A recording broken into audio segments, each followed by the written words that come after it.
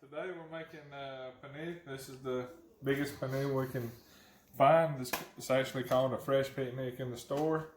With a shortage of the pork going on right now, this is the biggest one we could find. But we're going to start the process of our mixture that we put on it. And we got a clove of garlic. A bulb of garlic. Fresh. Sometimes we use these if we can't find the already peeled ones. But you can take this and crush it with the palm of your hand, and it'll break it open, and this is what you'll get. And then this little roller from Pampered Chef is great for getting the rest of the shell off the garlic. You just stick it in there, the peel, roll it around a little bit, and then see how it just peels right off, and you have your clove of garlic. And let me just show you how easy this is. You just stick it in there. You might can do two at a time. And just get a good pressure on it and just roll back and forth. And it'll just... Alright, we're making the paste for our fresh picnic that we got from the grocery store. And then we're going to season the meat.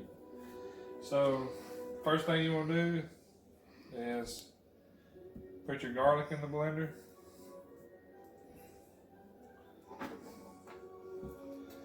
The next thing you want to do is you're going to add a tablespoon of salt, a tablespoon of whole black peppercorns, the same for adobo, and then you're going to add your sazon to this paste. So let's just start.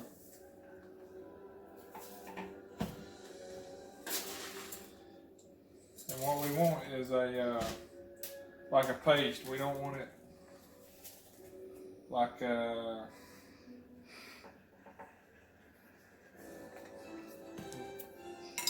soupy, liquidy dressing.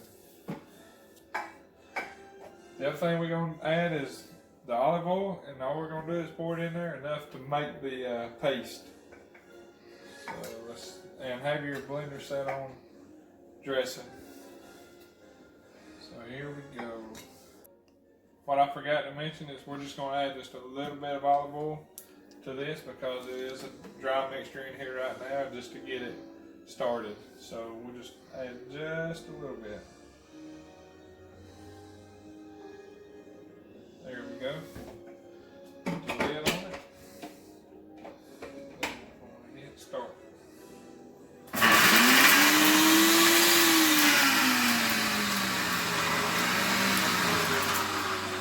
And I'm stopping it because, oh, that smells so good.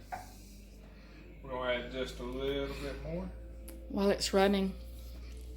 I don't know if I can do that much. You don't want to do that. Yeah, you can. Yeah, you can do it while it's running. It's too fast. We can pulse it. There you go. That. Well, it has to be on. Little technical difficulties here. I mean,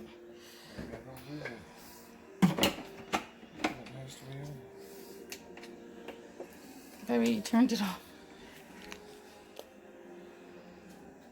Do manual, and then you can pulse.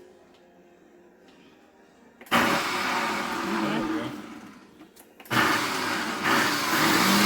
ahead and put a little bit of oil in it.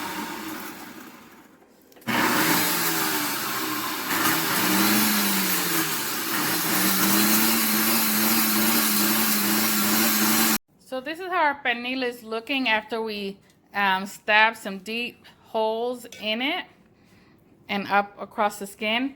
And we put all our seasonings in here. Mindful, you may need more sugar, salt. You may need less salt depending how big your pork is. What we did might be a little bit too much for you. You can always, tone it down. But you are seasoning a big chunk of meat.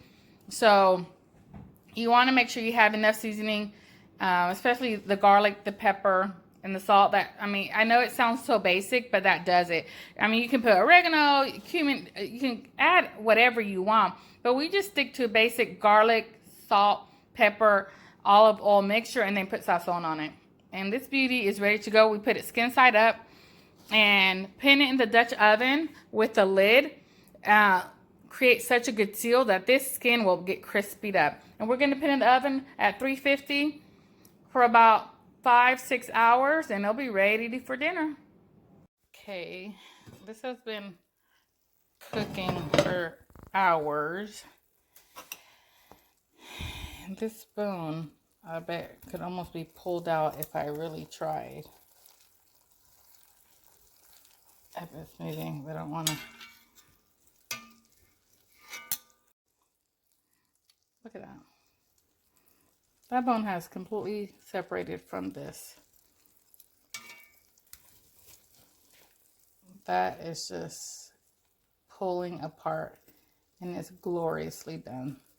So I'm just going to let it sit for a while and start on my rice. Sunday's supper is on its way. Hey y'all, so this is the ingredients you'll need to make a quick and easy, simple arroz con gandules. There's a lot of different variations. Certain people make it different ways, but this is how I make it. I don't have any like pork fat, so I'm going to use some bacon in my base with oil. Put just a tiny bit of tomato sauce, not really much. Sofrito, the gandules, the rice, and some salt. That's it. I don't put sazon in mine, anything like that. That's it. And then a lot of times for like Christmas, things like that, we'll put a banana leaf on top, una, planta de plátano, una hoja de plátano on top, and it helps steam it. It gives it a little bit of a different dimension of flavor too. But I don't have that, and so I'm just doing that, and that's it. I'm gonna chop this up, render the fat, just like I did my rice with corn, but I'm not putting sazon, and of course, and I don't put olives in this rice either. There might be some that do, but I do not put green olives in my arroz con gandules. I don't know why, but I never have. I just kind of want the gandules, which are pigeon peas, green pigeon peas, and they don't taste like American peas though. It's totally different. I want this to be the star, to be the center, and have that traditional, authentic taste of the pigeon peas. So I don't add the olives, but you can. There's nothing wrong with that. Like I said, many people do it differently, but this is my basic go-to ingredients for arroz con gandules. All right, y'all. So you know how we start off any rice that I do. A little bit of olive oil in the pot, and then we're just rendering this fat. We're gonna let it get really crispy, kind of like how I did for the onion rice. Once we get it all rendered, it's just a matter of putting a little bit of this with sofrito, cooking it down some, and then throwing this with some salt in the rice. I know I keep saying this super simple, but it is. Now that we got our bacon all nice and crispy, we're going to put that wonderful, beautiful sofrito. Lower this down and get a couple heaping spoons like this. And just dumping it in there. And there's just something about that sofrito hitting the pan. Woo! That smell is amazing. All right. So I put 3 spoonfuls.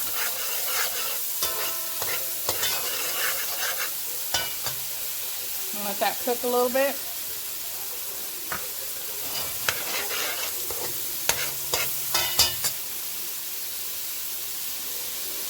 Pouring a couple tablespoons.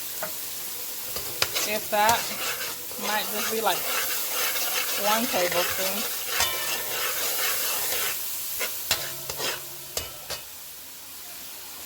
A little bit more. A healthy amount of salt. So that's our only seasoning besides the sofrito and the bacon. And I dump my gandules, liquid and all.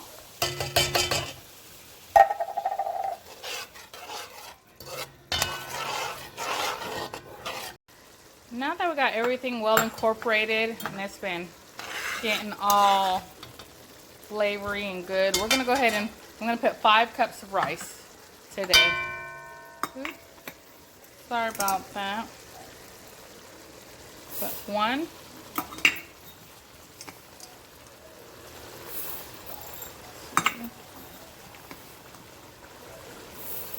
Remember, this is medium grain rice.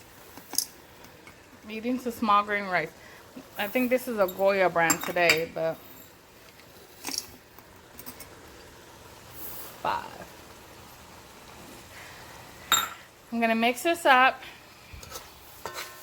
really good. And then I'll add my 5 cups of water.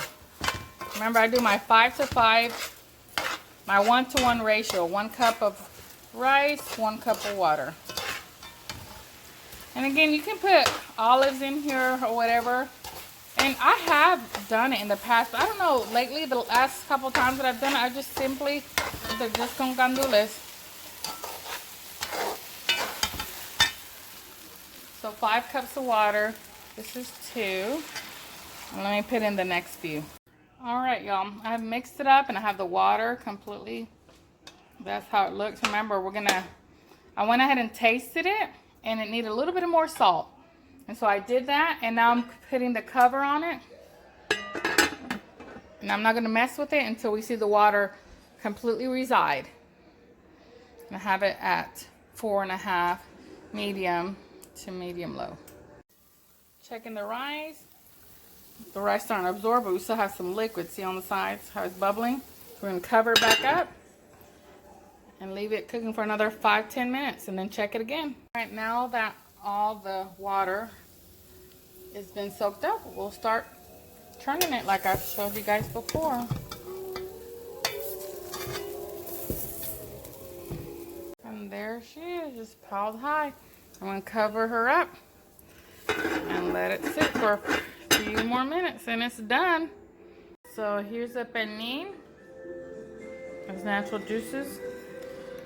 Arroz con gandules. And I put a little pico de gallo just to have something fresh because we didn't have any aguacate or, you know, now they have no tostones.